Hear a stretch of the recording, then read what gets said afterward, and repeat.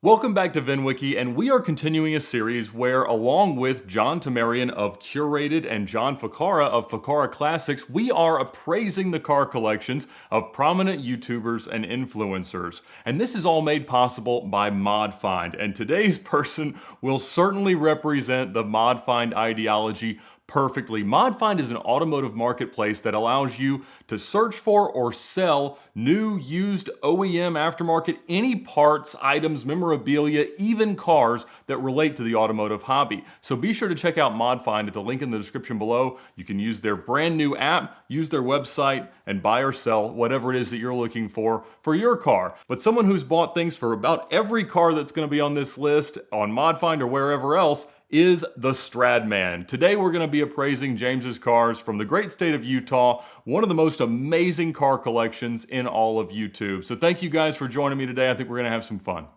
Thank you for having us, Ed. Once again, good to be here, Ed. Thanks for having us. Absolutely. Now, I think the best car to start with is my personal favorite in his collection, his 2008 Bugatti Veyron. Now, it's got about 24,000 miles, which is reasonably high, even for a 14-year-old car as a Bugatti. He's talked a lot about the servicing. He's wrapped it multiple colors. He's put the aftermarket wheels on so he doesn't have to run the $22,000 tires. But the car is fairly infamous because its original owner was a very prominent pornographer. So it's appeared in a lot of strange movies, but I think it still obviously has a lot of value. It's a great non-traditional color combination. It's two different shades of silver or gray underneath that wrap. I think the car's worth about $1.1 million. So I'm going to have to disagree slightly. I think because of the miles, it's worth about $1 million. I think James could probably get more because of his status, but I think because of the miles, it's about $1 million today. I'm going to have to agree with John. The mileage kind of pushes it down for me just a little bit. It is a really cool color combination, and it's a porn car, so that wanted me to push it up just a little bit, but I'm going to be with $1 million on that one. Well, that treated me well with the SLR, but I suppose you guys are probably right. And John Tamarian, your point there was very, very accurate. I think we're going to try in these series, and particularly in this one, to appraise the cars for what they statistically should be worth, not necessarily weighing in the provenance of the owner. I think certainly in the case of a lot of these very famous cars from very famous owners, you could see a 20 or 25% premium over a real market value. So we can talk a little bit about that at the end as an overall adjustment, but in the interest of just kind of keeping it as what any 2008 Veyron with those kind of miles and these kind of modifications might be worth, I think that's the best approach. The next car is really the one that we learned about Stradman through. It's his 2006 Lamborghini Gallardo. It's an orange Orancio Borealis manual coupe, a super rare car. There's about 300 or so of them in the US, and I think it's the best color combination. It now has 50,000 miles and is twin turbocharged. Now, I sold my manual salvage title Gallardo Spider for 110. They've continued to go up. As an orange car, I think it brings 140 grand. Ed, I think you're right on the money. I think for me personally, the miles would deter me, but because it's a manual and probably one of the best colors that Lamborghini's ever made, 130,000 from me. I have to agree. The orange in that car is amazing. It's a gated manual, but it's been messed around with a bit, so I'm going to put it down at 125,000. Makes a lot of sense. Now, when I think of Stradman, the most iconic image that I can remember is his Aventador on tracks. He still has his 2012 Orancio Argos Aventador. It's now got about 29,000 miles. It has done donuts in the snow. It's been all over. It's an amazing car, and I'm glad to see that it's held up pretty well. All Aventadors are climbing pretty drastically. There was a time when that was probably a $180,000 car, but today I think it's $250,000. I agree. I'm sort of right on the same money, 250,000. Wow, I really hate to disagree with a couple of Lamborghini experts, but I've been watching the Aventadors. They're fascinating cars. They're moving hard in the market. I'd actually put this at 300,000. Wow. There you go. I got a wow from John. And he now has another Aventador. He's got a 2016 Pirelli Edition Roadster, and this was involved in a pretty fantastic collision. There's a lot of pictures of it from the VINwiki app. So he bought that as a rebuild project and has totally transformed it into a wide-body pink Liberty Walk car. If that were a perfect condition 2016 Pirelli Edition car, I think it'd probably be 400 grand. But today I think that one's about 350. I agree with you, Ed. If it was, I think the Pirelli Edition is such a cool car That being said, with the salvage title, probably photos of it from an accident on Copart, I'm going to say $300,000. I think this car is really cool looking. It's hard to, because the car has been changed and because it's been brought back to life by a YouTube personality, I don't think there's any disconnecting this car from the personality. So I'm going to push the price up to $375 because you can't say that this is just your average version of it. It's absolutely attached to his kind of legend. So I'd say $375. That's a great point. Absolutely. I think that anytime you've got a car that's that modified, certainly you have to find the right person, and it's always a guessing game as to how much of the modifications really have any impact on the value, but that is definitely a special car, and I know it means a lot to him. The next one is his 2019 Lamborghini Urus, his SUV that he got from Post Malone. Fun fact, Post Malone is our most famous subscriber here on the VINwiki channel, so Post, thank you so much for watching. I think that one does about $250. The Urus market's nuts. I agree. The Urus market is completely insane.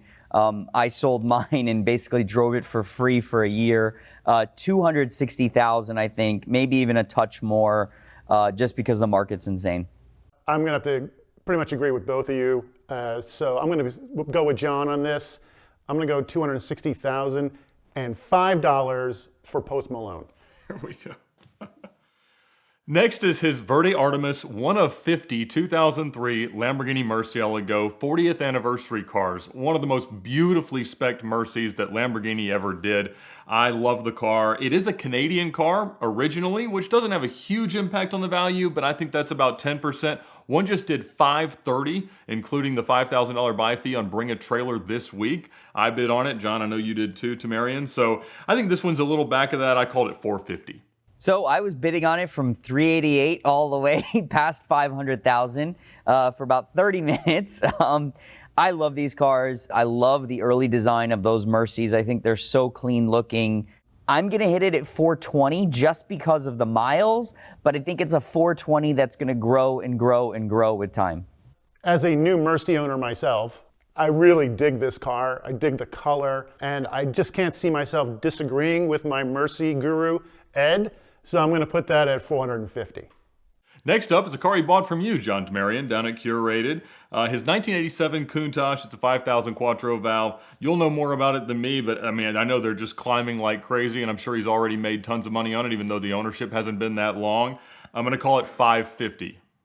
So Ed, I would say you were right up until about last week.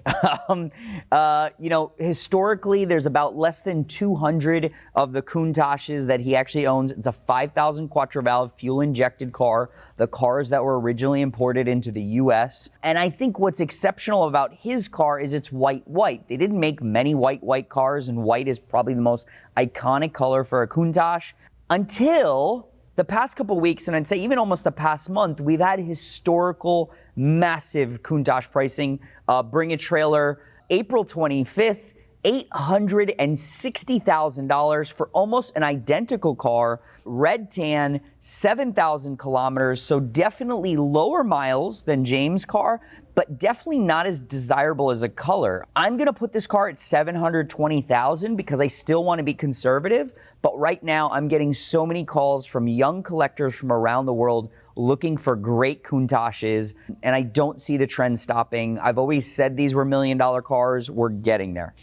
Wow, that's a crazy price, because when we first got this assignment from Ed, I put this car at like $500,000 all day long. The white on white is the color to get in, and it is so choice in that color. But if that's where the market's moving, I'm going to go with you, John. I mean, I'm going to stick to my original 500 because that's what I said, but obviously I am totally wrong.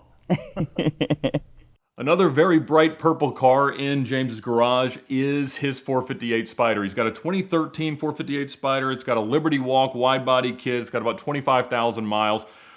Not my personal taste, but certainly as on brand for a Stradman car as it could ever be. I called it $250 because 458s are continuing to go to the moon for reasons I fail to fully understand. I'm going to say $220 just because it's been modified in the miles. That being said, I think the Liberty Walk kit is actually so freaking cool. But again, $220 I think is a real number. I'm kind of with you guys in that range. The kit is cool, and I think for the certain person, that's going to be the car that they want. So I'm going to put it at 225. There you go. The other Ferrari in the Stradman garage is a 2007 430 Challenge car.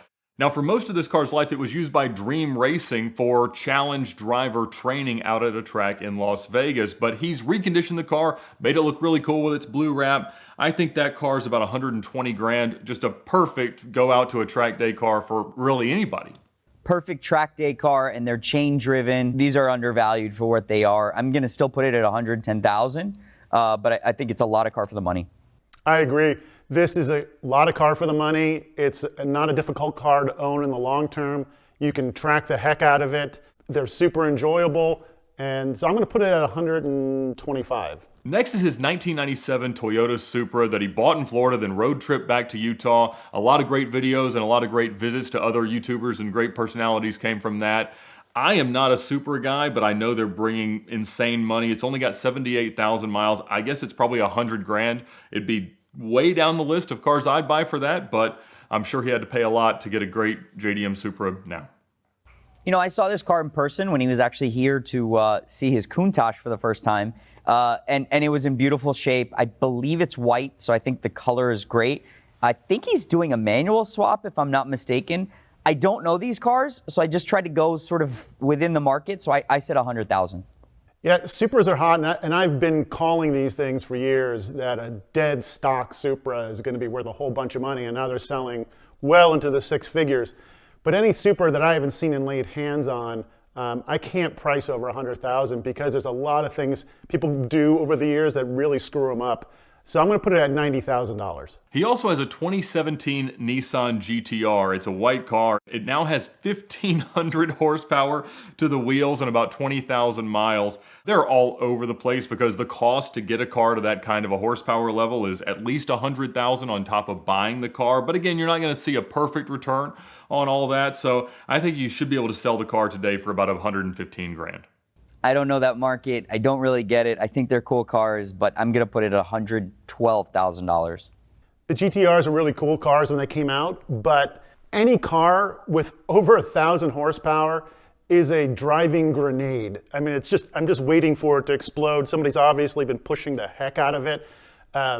You know, it wouldn't be wise to dump any more than 100 grand into that. Very, very fair. He also has a Safari 964 Porsche. It was built by Kelly Moss. It's got 58,000 miles, he told me, and it's sold on Bring a Trailer for 186. It is an extremely clean build. I love the way the thing looks. These are such fun cars. You can take them anywhere, do anything with it. I think it's 200 grand or even a little bit more today. I'd agree with you, Ed. I'm going to put it at 190, but I think for the money, there's not many experiences that you can duplicate as good as a Safari 911 when they're built right, and the car's just gorgeous. The Safari movement is going huge. The 964 Carrera 4 is a great version of it, and it's almost like driving a kind of a 959 non-turbo. You get a lot of the 4x4 advantages of that car, and they're super hot, they're super fun. This car looks great. It is the business. I am sure pretty easily you could get over 200 grand for that. He's had a couple of C8s, but his current one is a blue 2020. It's a wide body car, a Pandem body kit, 5,000 miles. I put it at 120 grand. All C8s are selling for massively over MSRP, but generally you're still buying a regular Corvette at that kind of money. This to me is the only car where his mods are gonna bring a considerable premium. I think that's a soft 120. You might even be able to sell this car for 150 grand today. And you know what? I don't know this market, so I'm probably wrong here. I put it at 100,000, but it sounds like Ed, you're probably right.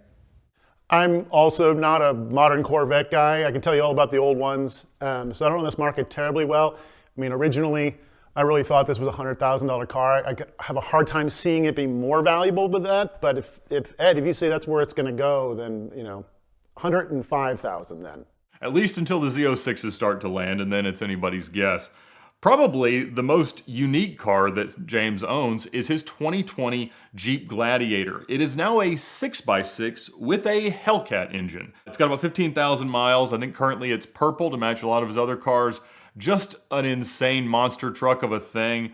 I had no idea everything he'd put into this thing, but I know it's well beyond what it's probably sellable for today. I put it at 150, but who on earth knows? I think there's a market for this kind of stuff. I think, especially you're talking a Hellcat engine, etc. There's a huge trend of people that are buying these 6x6.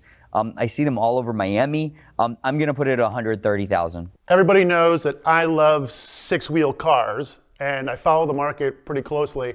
And this thing is hot. I mean, with the Hellcat motor and everything else, I can honestly see a very wealthy person being like, I have to have that.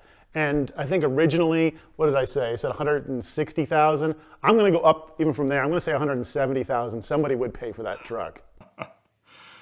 I don't disagree with you. I mean, somebody will pay for the car. I have no idea what it totally cost to build. I'm sure it was a lot, but well worth it and as distinctive as a YouTuber car could ever be. He's got another truck. It's a Ram TRX. I think he's got a special wrap on it, but nothing too crazy on it. I think it's probably worth 110 grand. They are selling like crazy, and there's a strong demand for it regardless of stock or whether somebody's gone to mod find for it yet or not.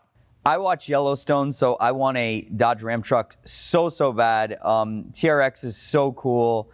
I am a huge fan of these trucks. I've looked around, and they're selling between 100 and 110, so I put 100,000 on it. I'm going to go with you, John. That's kind of what the market is now. They're amazing trucks, and I can see anybody spending 100,000 on that all day long. Well, there we go. Those are his 15 or so cars, an amazing collection. It's really incredible as somebody who's been making videos, I think, for 6 or 7 years now. You've seen the growth of his channel. You've seen the growth of his garage. You've seen the dream house that he's building. James, the Stradman, is certainly killing the game. I came up with about $4.25 million worth of cars. And again, when we think about the provenance that his fame and notoriety adds to the cars and the significance of the documentation that's happened to each build, I think it could easily be another 20%, probably more than $5 million in all those garages. I agree. I think the Veyron alone, just because it's his car, maybe the wide body Aventador as well. I think the Veyron, there's probably another 200,000 there because it's his car.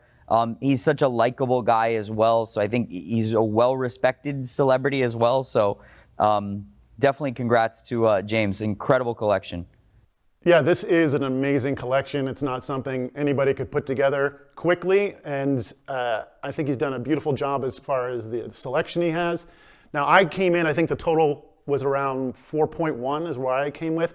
I'm not quite sure if YouTube fame is gonna bring you $5 million, it's gonna bring you a whole nother $1 million bucks, but if it does, man, God bless you. We can all hope, I suppose. Well, thank you guys so much for your time, and thank you for your help appraising these cars. James, the Stradman, congratulations on a great collection of cars. Please go now and check out ModFind at the link in the description below. List a part that's taken up space in your garage or find the next thing for your build. Thanks you so much for watching, and have a great day.